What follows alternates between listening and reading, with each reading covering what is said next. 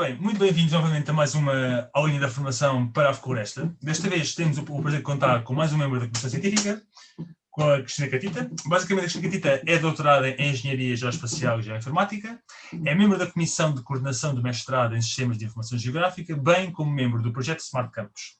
Neste momento é professor auxiliar no DEG, que é basicamente o Departamento de Engenharia Geográfica, Geofísica e Energia da FCUL, onde é responsável pela regência das disciplinas de Sistema de Informação Geográfica, Ciências e Sistemas de Informação Geográfica e Análise Espacial de Dados. Exatamente. E, portanto, tenho todo o prazer em dar as muito boas-vindas à professora. Muito obrigado por ter aceito este bocadinho para a gente falar. E se calhar, pegando um bocadinho, já que estava aqui a falar do seu currículo e tudo isso, se calhar pegar um bocadinho em como é que a professora vê, ou qual é que é a relação que a professora vê entre algo que é sistemas de informações geográficas e dados e um projeto como este, que é basicamente plantar uma pequena floresta no contexto da Faculdade de Ciências. António, então é assim, eu quando fui convidada para participar aqui neste projeto, em quase todos os projetos ou quase todos os domínios científicos que colegas da faculdade ou alunos da Faculdade de Ciências, é muito raro eu não encontrar um projeto que não se relacione de alguma forma com o espaço. E, portanto, o que nós, na nossa área, fazemos é, no fundo, representar computacionalmente o espaço. E, para mim, faria todo o sentido que, no âmbito da vossa ideia e daquilo que vocês querem implementar, que nós pudéssemos, no fundo, agarrar no vosso desenho do espaço para a vossa mini floresta e conseguíssemos transportar isso para uma base de dados, neste caso, espacial, não é? Que pudesse ser integrada naquilo que nós já temos do Smart Campus. Portanto, nós temos toda a faculdade, todo o espaço do campus da Faculdade de Ciências já numa base de dados tridimensional. Portanto, nós temos os espaços, principalmente o interior dos edifícios, todo eles classificados de acordo com o tipo de espaço. Falta-nos ainda muita informação, portanto tem sido um trabalho de colaboração com a Direção de Serviços de Informática, em particular um colega que está a trabalhar neste projeto full-time, que é o Luís Coutinho, e que na realidade tudo isto começou com ideias da área da energia, modelar os edifícios da faculdade para fazer estudos do potencial fotovoltaico das fachadas e dos telhados dos edifícios, e depois de termos os modelos tridimensionais desenvolvidos, isto em colaboração também com outra colega do departamento do DEG, a professora Paula Redweig, e alguns alunos dos nossos mestrados, pensámos que se calhar ter só o exterior dos edifícios não fazia muito sentido, queríamos mais, não é? Portanto, começámos com outros alunos a fazer uma modelação do interior dos edifícios e agora estamos aqui numa fase em que vocês nos vêm solicitar que, para além do interior e do exterior dos edifícios, existe mais espaço no campus da faculdade para além dos edifícios. E, portanto, achei que era muito interessante nós conseguirmos agarrar na vossa ideia, no vosso projeto e incorporá-lo naquilo que é a base de dados do Smart Campus, do campus virtual tridimensional, que está acessível e é visível para toda a comunidade, não só da Faculdade de Ciências, mas no site da faculdade. Podemos navegar dentro do espaço dos edifícios até, mas termos aqui, no fundo, também um espacinho que vai ser da vossa responsabilidade, a manutenção e a gestão, mas que nós podemos colaborar e integrá-lo dentro deste projeto que é o Smart Campus.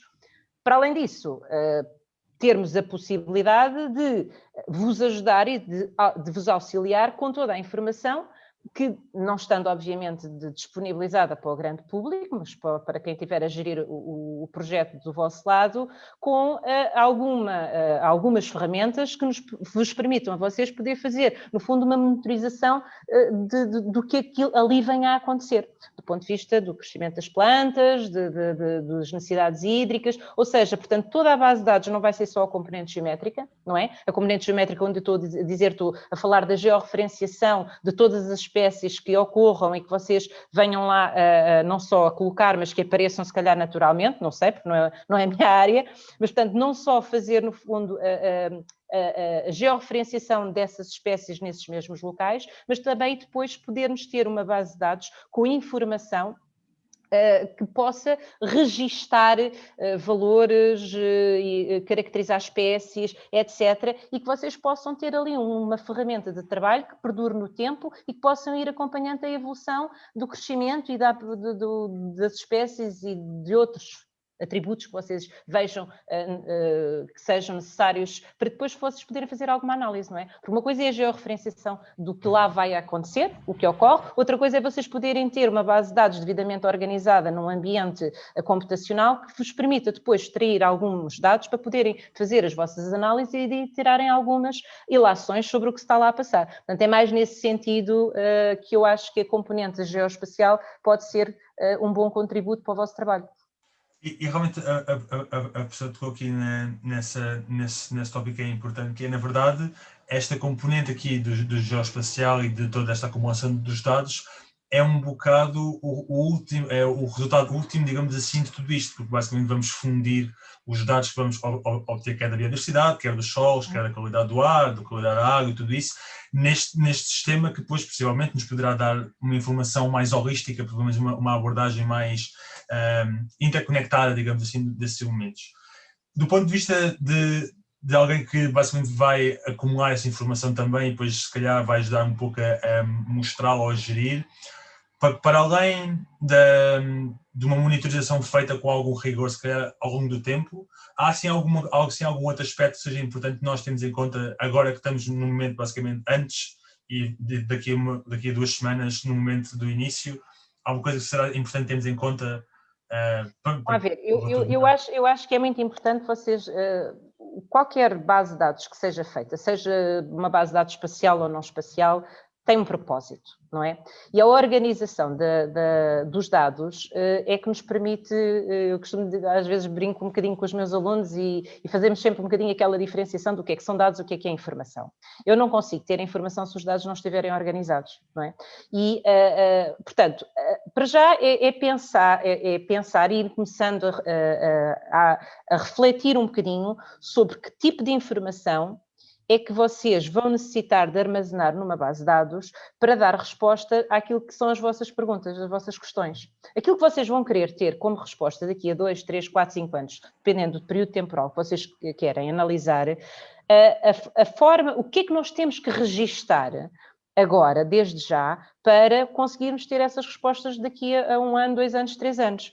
E isto é importante porquê? É importante porque nos vai ajudar a organizar, de uma forma um bocadinho agora, se calhar nesta fase, ainda um bocadinho conceptual. Quando eu digo conceptual, eu não tenho que implementar já numa base de dados, mas se calhar tenho que fazer, e até posso ter num papel, numa folha de papel, pensar assim, bom, eu tenho aqui um conjunto de espécies e eu se calhar quero acompanhar a evolução disto ou a evolução daquilo, ou se calhar que daqui a 1 ano ou 2 eu quero tentar perceber o que é que aconteceu para trás. Estas perguntas que vocês se vão colocar agora nesta fase são muito importantes no sentido em que eu agora posso já conseguir desenhar a minha base de dados, criar o meu modelo de dados, que é aquilo que nós chamamos no nosso modelo de dados, para criar uma estrutura, mesmo que ainda vazia, ok? Mesmo que vazia, numa estrutura tabular, numa estrutura de geometrias, que me permitam, à medida que o tempo vai passando, ir registando a informação que eu necessito para dar resposta a estas vossas perguntas. Portanto, nesta fase agora, parece-me que é importante isso estar claro na vossa cabeça. Podem surgir e depois outras questões que vão surgir naturalmente, mas se calhar nesta fase termos aqui alguns tópicos que eu quero ver respondidos daqui a algum tempo.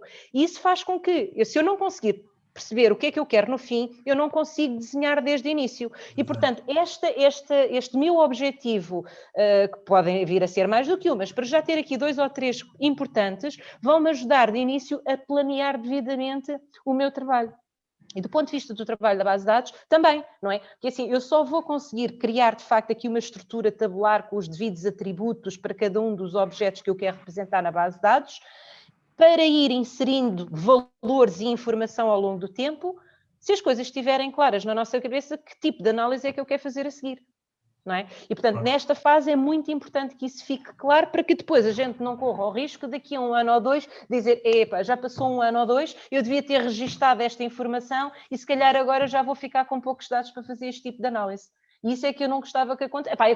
Pode acontecer pontualmente, não é? Porque vão surgir ideias ao longo do projeto e ao longo do tempo que vão ser sempre importantes. E, olha, já devíamos ter começado a fazer isto mais cedo. Mas se isto agora ficar claro de início e se todos refletirem um bocadinho sobre aquilo que querem obter, se calhar é mais fácil para o trabalho de todos.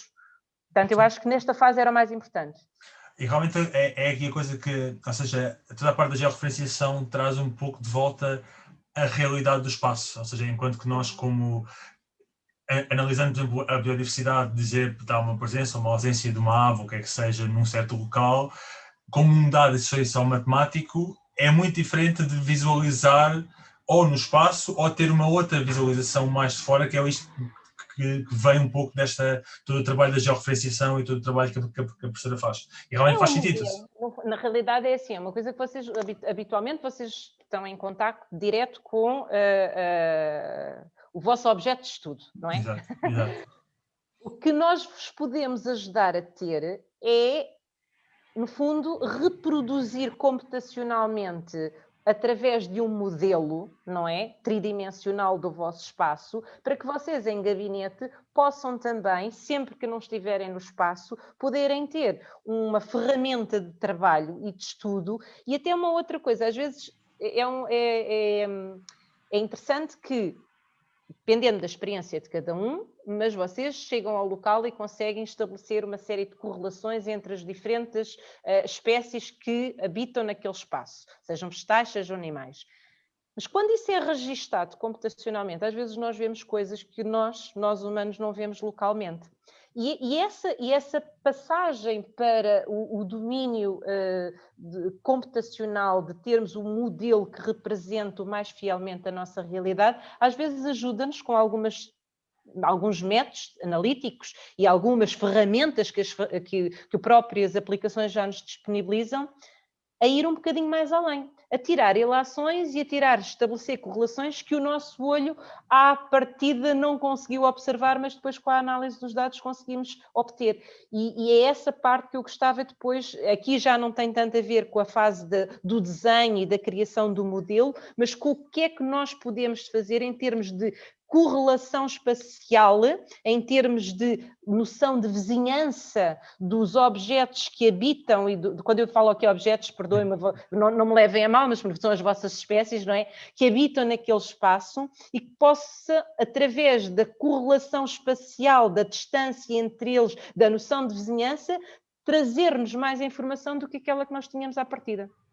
E essa é a componente que eu acho que depois, numa segunda fase, eu tenho mais entusiasmo em fazer, não é? Que é claro. Ajudar-vos a compreender coisas que vocês que se calhar não tinham capacidade de compreender de outra forma. É verdade, e eu estou aqui num aspecto muito interessante, que é, por muito que nós estejamos no espaço a ver as plantas,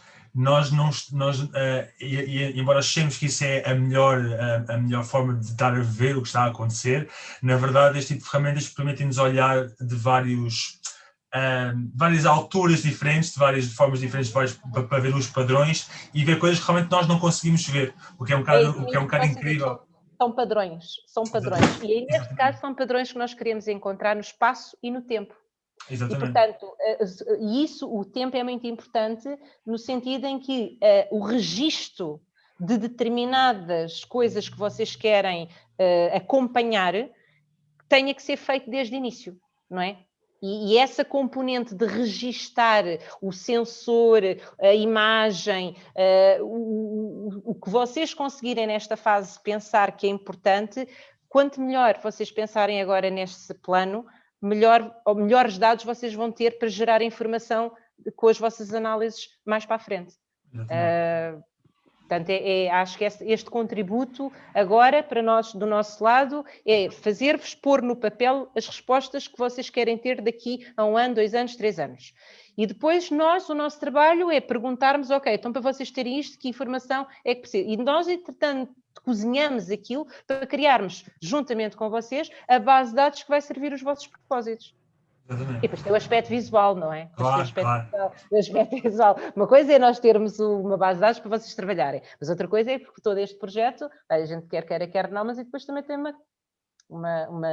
há de haver a necessidade de ter que o divulgar, não é? E, portanto, a divulgação não é só levar as pessoas lá, mas aquelas pessoas que não podem ir ao espaço visitar, é nós conseguirmos ter, de facto, este modelo representativo daquela realidade, que possa ser publicado num site e que as pessoas possam ter conhecimento daquele projeto e possam até mostrar-se interessados em replicar projetos semelhantes noutros locais. E se calhar vai ser mais fácil a gente pôr isso numa coisa apelativa na web, e não melhor do que um modelo 3D, as pessoas ficam logo encantadas, não é? Com testemunhos, com experiências, com trabalhos que sejam desenvolvidos ao longo do projeto, para levar outros a replicar e a fazer coisas semelhantes noutras partes do território.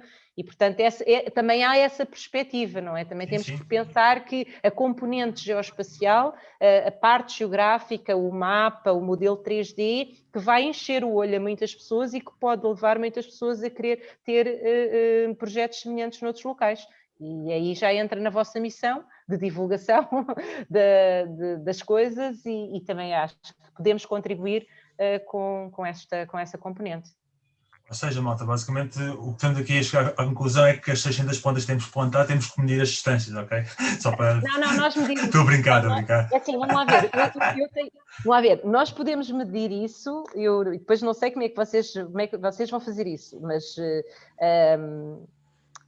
o espaço eu tenho já, o espaço onde as coisas vão decorrer é uma coisa que faz parte da planta do campo, não é? Agora, a forma como vocês vão dispor isso, depois temos que perceber um bocadinho qual é o rigor posicional que vocês querem de cada planta, não é? Claro. As plantas mais dominantes podem ter, de facto, uma localização muito rigorosa do ponto de vista posicional, mas quer dizer, se estivermos a falar aqui ao 10 centímetros ao lado, se calhar não vai haver um grande problema para vocês, mas pronto, isso são questões que depois ao desenvolver o projeto e depois podemos ir discutindo. Exatamente. Isto é uma coisa que também faz sentido nós fazermos o mais brevemente possível, enquanto também as plantas são pequeninas, porque depois imaginando que nós, por exemplo, queremos, tirar uma fotografia mais aérea para conseguir ter uma noção daquilo, se calhar daqui a uns anos, quando elas estiverem copas, torna-se mais difícil nós termos uma noção, e se calhar faz sentido fazer isto. Eu estava meio a brincar, mas realmente é uma questão técnica que até realmente é importante. Não ia tomar muito mais tempo. Desafiava só a deixar aqui uma pequena mensagem para os jovens que estão a ver isto, que acho que é importante também para eles, uma mensagenzinha para o grupo de apoio, sobre o que quiser acerca disto. É assim, vamos lá ver, eu aqui um bocadinho antes desta nossa conversa, antes da conversa aqui que eu tive aqui um bocadinho com o António, um bocadinho não, um bocadão, e uma das coisas que nós achámos, e vamos convergir sempre neste assunto, que é capacitar cada um de vós que queiram participar neste projeto a perceber que o sucesso de qualquer projeto depende muito da transversalidade do vosso conhecimento e da capacidade que vocês têm de entender de como é que as diferentes áreas podem contribuir para um objetivo comum. E isso é aquilo que eu acho de mais rico na sociedade em geral, mas nós não podemos pensar se calhar na sociedade em geral, mas pelo menos na comunidade académica, eu acho que é imperativo que se perceba que o nosso mundo não se foca no nosso umbigo, não é? E que nós temos, a engenharia geográfica, tal como na geografia, nós temos existe uma lei, que eu acho que alguns dos colegas que são da área da geografia utilizam isto assim basicamente todos os dias, mas que é a lei que rege a geografia, que diz que todas as coisas são parecidas, mas aquelas que estão mais próximas entre si são mais parecidas do que as que estão mais afastadas. E isto é verdade em todos os aspectos da natureza. E, portanto, se nós estamos aqui todos juntos, é porque algo comum nos move. E nem que seja um objetivo comum que todos temos para que seja um sucesso este projeto e que possamos daqui a 2, 3, 4, 5 anos podermos ter aqui algo não só de interessante do ponto de vista de estudo, mas também algo para a comunidade que possa ser um exemplo daquilo que pode ser replicado para fora.